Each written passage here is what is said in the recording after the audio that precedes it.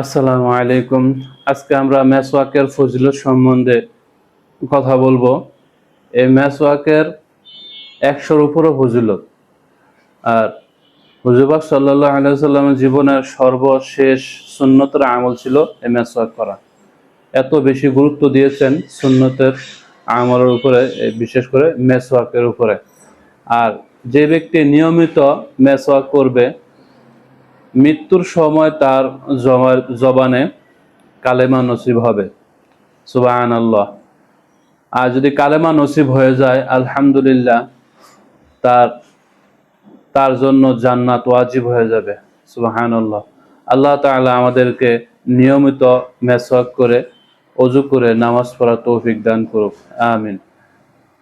আর যে ব্যক্তি নিয়মিত মেসওয়াক করে নামাজ পড়বে, সে 70 গুণ বেশি সওয়াব পাবে। তার মানে হচ্ছে, কেহ একজন ধরেন নামাজ পড়তেছে মেসওয়াক না করে, সে 70 দিন একাধারে 2 রাকাত ফজর নামাজ পড়বে।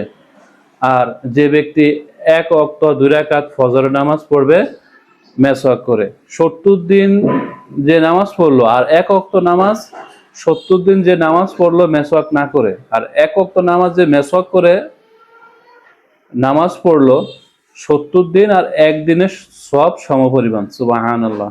কত গুরুত্ব এই মেসওয়াকের। আমরা সবাই মেসওয়াক করে নামাজ পড়বো ইনশাআল্লাহ। আল্লাহ পাক আমাকেও মেসওয়াক করে নামাজ পড়ার তৌফিক দান করুক। দ্বীনের দাওয়াতের এই ভিডিওগুলি যদি আপনাদের একটু উপকার এসে থাকে, তাহলে অবশ্যই সাবস্ক্রাইব করে দিবেন এবং শেয়ার করে দিবেন। আসসালামু আলাইকুম ওয়া রাহমাতুল্লাহ।